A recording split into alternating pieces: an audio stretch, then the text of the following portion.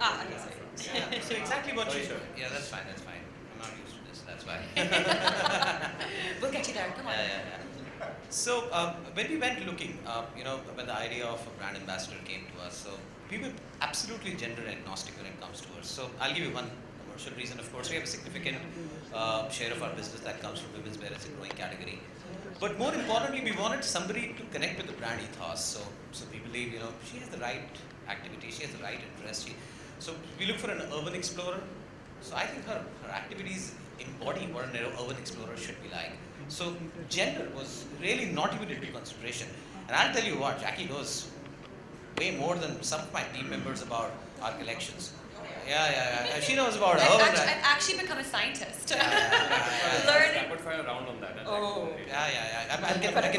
I can bet you she knows. Do you know about urban riders? Do you know about Jade Fusion? These are all. Of course. I think they're all menswear products. So Yes. I mean, she's kind of, so she'll be our talking point when it comes to menswear as well. And I know that she'll do it very well. I think she has like a sheet with like ticking off all the brands that are predominantly male brands. I'm going to take over. I'm going to take over. Yeah. That was there. No. That was there. I'm not going to talk about other brands now. Watch out. See, but you want to add anything to that? Yeah, I would add that when Sharad and the team told us about Jacqueline, they submitted no other names to the global team. We took one look at her beauty and style and her wonderful story coming to this country and really reinventing herself, and we loved it, and it was obvious, and so we are really honored that you are here with us and working with us at Lee.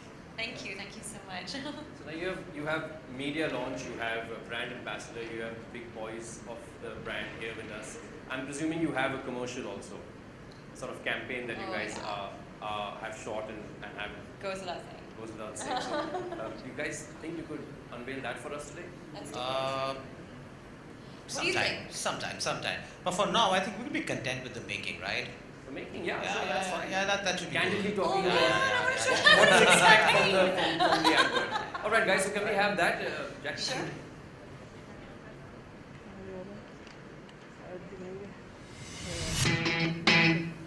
Hi, my name is Jacqueline Fernandez, and today I'm shooting for Lee's Body Optics Denim.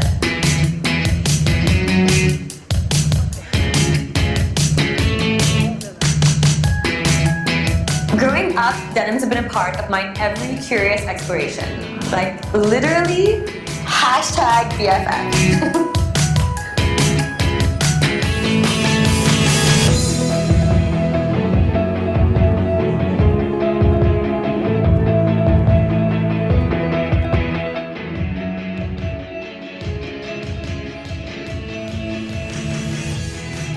Today, as I reshape my world, it's so multifaceted and so diverse, I find that the body optics denims for me have really complemented this progressive lifestyle of mine. These denims are a product of a collaboration of science and design and are met with 360-degree body shaping.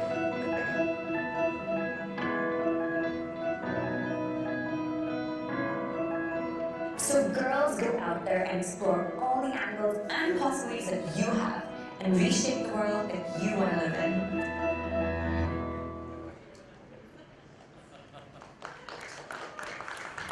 All right. I don't know what that last posture I don't know what I was doing over there. He's like, That's the first some question of kind the next section. Gymnastic step. Yeah, that's why I didn't send you for edit. Yeah, I was like, hey, I'm not moving that shot.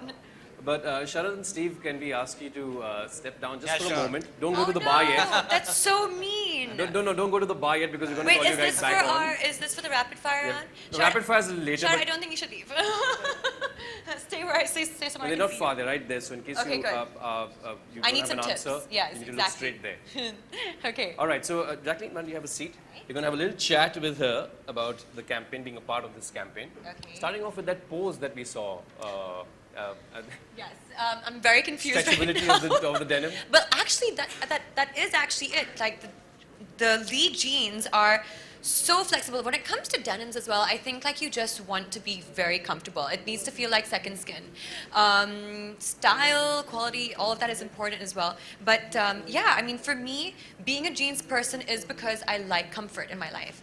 So, and you know me, I'm running around everywhere, I'm dancing, I'm like doing some kind of gymnastics thing. I'm always moving. So I think that last shot was, you know, Yeah, actually, it was for me, it just seemed like you can do. anything. Yeah, yeah, with yeah. these denims. Absolutely, Yeah, yeah, absolutely. So tell me about. I mean, you started off by saying reshaping your world. Yeah. Tell me something about that. These denims reshaping your world, or the brand reshaping your world. You know, that was something that was very important. That tagline for me was very important because, you know, I am someone, like Steve actually mentioned, and it's so nice for you to know this, but I am someone who, you know, came from a different country. I came here. It was difficult in the beginning. And you realize along this journey that you're the only one out there who can help yourself. Nobody else is going to do it for you. So if you want to achieve something, if you want a goal, if you have a dream, you have to go out there and you have to just fight for it. So, and that's what I did. I kind of, I reshaped my world in a way from what it could have been to what it is now. And along the way, it was just, it's been an amazing, magical experience, but it's taught me so much. So, you know, when Lee had mentioned, you know, this tagline to me, I was like, oh my God, like, that's something I can so relate to because that actually has been my journey. So, yeah. Big reshaping from Sri Lanka. That's where Yes, you were. yeah, exactly. Yeah. We love Sri Lanka. I love Sri Lanka. We all love Sri Lanka. Yeah, we all love Sri Lanka. Yeah. Yeah, you've been spending a good time here in Mumbai, I would say. Yes. You had a fabulous 2016. Lots Yes. of hard work and lots of Super busy. and paid off hard work. I mean, good stuff we saw from you through 2016. I'm thinking 2017 also is quite an exciting. Well, year. hello. We've started the year right now. It's the beginning of the year, and we've got this amazing announcement. So for me, it's been a fantastic start. My association with Lee, you know, and I couldn't have asked for more. So stepping a little away from Lee now, tell us. That's the only answer she's given us. Sorry. No, but tell us about your balancing, your whole way, the way you balance your work life and your personal life. You know, I mean, a city like Mumbai, it's always very hectic. You know, for me, I just come from the idea that your work and your play can actually live cohesively together. So for me, it's not about like work and play, work or play. It's about work and play. So I mean, for example, just being here today, it's something that I actually enjoy. You know, for me, I can't even differentiate it as work. It's and yeah, there is a lot of like. There's a lot of hard like work that goes into things, you know, like it goes into like the job that you're doing into your career, but it has to be something that you eventually end up liking. Otherwise, I don't know, like if honestly I had to differentiate, it would be I would probably leave no time for play. No time So for that's play. why my work has become my play. So. I think the jobs we have is there is, like as you mentioned, so much of play always in it. Like my brief for this afternoon's event was like, be happy, have fun. I was like, wow, that's. But that's exactly what it is. It's you know, and it's great that you can actually see that as it is because that's what's important. Yeah. There shouldn't be things that are taken too seriously. I believe that you have to work for something. You have to work hard for something, but it's because you enjoy it. It's not, you know, it's not a race. It's not anything. It's because that's your life and that's how you want to spend it. You know, so. But you know, like I was mentioning, and you mentioned earlier that it's a part of our jobs to be that happy and have fun, and that's what translates onto camera or whatever we do. Right. But given people who generally have regular jobs and go to regular places that they don't particularly enjoy, especially on a Monday morning, you know, when you had a great weekend, an eventful weekend with lots of things hanging over on a Monday morning. Listen, I love Monday. You love Mondays? Yeah. Who loves Mondays I here? think the only blue you should have in your life are denims. There's just two of you all who love No Mondays. Monday Oh, blues. three. There's three Mondays. You like Mondays? Monday lovers. I love Mondays. there should never be. You guys don't discriminate against the days. Come on, poor guys. No, I don't. They're even, all. You know, it's strange because I don't even have a Monday to Friday sort of job. But I love a Sunday because the energy of the world energy just is seems different. it just seems But- different. and And on that's Monday what- that that's- nervousness starts No, setting but in, and I'm that's on what a I love. holiday. That's what I love about Mondays because Mondays for me is always about a fresh start. I'm like, wow, this is a new start of the week for me. This is what I can do. This is what I want to achieve in this week. Goal setting day. Yeah, it is. It's a goal setting day. And like everyone's like, all well, I am very pumped up, and I'm like, okay, this is how the week's gonna be. And I think that's how it should. that it's a beginning, you know. So we should see So, it as so all right, that. let's not talk about Mondays, but generally dealing with the blues. When you have a tough day in the morning and you have to go for the shoot and you have to look pretty, which is not difficult for you, but So the only you still have to blues in feel your good. life, and I'm going to repeat this again, but the only blues in your life should be denim. Lean jeans. She's got it all pit pat, pit pat. What did Shah tell you? Don't mess with me. So tell me something. Are you? Should I say that today's youngsters, aka millennials, that's how you say it? Millennials have this attitude too. Are you a millennial? No, I'm not considered a millennial because that would make me born in the 2000s, in the noughties. So Yeah, I thought it was more like closer to the 90s. Mid 80s is what I may be wrong. No, I think the millennials are more about the kids maybe born in the late 90s or in the noughties, the 2000s. But I do feel like one. There's more an attitude more than actually when you've been born. Yeah, exactly. I mean, I think that's what it is about right now. Like, success is not ageist, you know. So you've got to, but there's a lot that you can learn from different, genres, different people all over, different ages as well.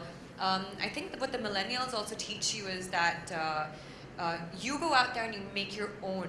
You make it your own, you know. So in any sense, you know, before I think it was always basis on a certain type of career. You had to follow a certain type of career, and that gave you status. Or you had to have a certain type of name that gave you status. I think like right now, if you see the millennials, they're doing everything and anything, and it's more about, there's a term for like they're so passion driven, and they actually create that. That's their business. So I think it's amazing that, you know, they've become more and more active in that space. I'm just reminding me of a conversation I was having with Steve backstage about his 16-year-old son, and 16 being He's millennial millennial. for sure. So tell me about a quality that you share with that. I mean, you say you're not born in that generation, but quality that you share with that sort of attitude. I think it's, you know, the attitude that you need nothing but yourself and your own determination to make whatever it is you want to become of yourself. You know, so and I feel like they're very brave, and they're very strong, and they're fearless. So I kind of share that with them. You know, I mean, when I first come here to India to start my career, like, I didn't know anyone. Like, I didn't, you know. Yeah, was that scary? It was scary. It was like landing in Mumbai airport and, you know, having to catch a cab at like 3 in the morning and really not. By yourself? Yeah, by yourself. Wow. And really not knowing, like, you know, and these, you know how like a ton of them run up to me like, madam, madam, madam. So I was just like, oh, okay, where am I going? And I was just like, please God, let him like drop me off to my location safely. But yeah, it was about kind of that fearless attitude and just wanting something, you know, strong enough that, you know, you're willing to kind of go out there and, you know, Reshape your world. reshape your world, and, you know, make it an adventure and stuff like that. So that's what it was about. And yeah, so it's about, yeah, I guess being fearless, being bold, being strong, And believing now in many- yourself, confidence. And now many moons later, with all this success in your back pocket, Yes, exactly. These amazing back pockets, which I think we need to speak about, Steve, because I think the world needs to know about the technology behind this. 27,000 of them. You be quiet. yeah. No, Sharad just told me on stage. Oh yeah. Okay, fine. Okay, No, but you can tell us more about the back pockets. Okay, I'm so glad you guys already spoke about it, because, and you've informed me as well. So I thought it was a big secret that we were going to announce. No, but tell us how does it feel after having all this success in a country that's not, now it's completely yours, but of course at that point of time when you landed Very at the new. airport with all those taxi drivers coming to you and saying, Madam, kidhar chodo, Madam, kidhar chodo. Yeah, and I was just like, wait, Hindi nahi aati. I didn't even know that, actually, you know, my language. I knew, like, namaste, you know what I mean? But yeah, it's amazing. I think when you can look back and when you can actually see what you've achieved, especially what you've set out to achieve, and you've got that, I think it's, like, that to me is something that's happiness to me, you know? So, and yeah, it's been an amazing journey. Yeah, and I can- only lots more to come. I can see hopefully. that, you know, like I mentioned earlier, Jacqueline and me went to a dance class a few years back. Yeah. I think that was just after your first film, if I'm not mistaken. Aladdin, yeah. Yeah, it was just after Aladdin, and I think it's such a long journey from there to now. Yes, Yeah. yeah, And you look still as ravishing, and I mean, no, there's a lot of hard work that you've put into it, but Yeah. you make it look just so effortless. But yeah, I think when you're happy doing what you're doing and it's bringing you like some amount of joy, and it's a reason to wake up every morning, you know. So I think that also like that keeps you fresh and that keeps you active, and that's energized. Yeah. Okay, so now we're going to quickly move to the rapid fire. Oh no. Oh no, I thought this came because of you. I said I don't want to do a rapid fire. I said no, Jacqueline loves rapid fire, so we're going to do a rapid fire round. Coffee with Puru. Coffee with me. Alright, rapid fire. Are you ready? Alright, let's do this. And I'm really going to treat this as a rapid fire. So if you do I move on to the next question. Oh no. Yeah, you can't do any in a rapid fire. Come on.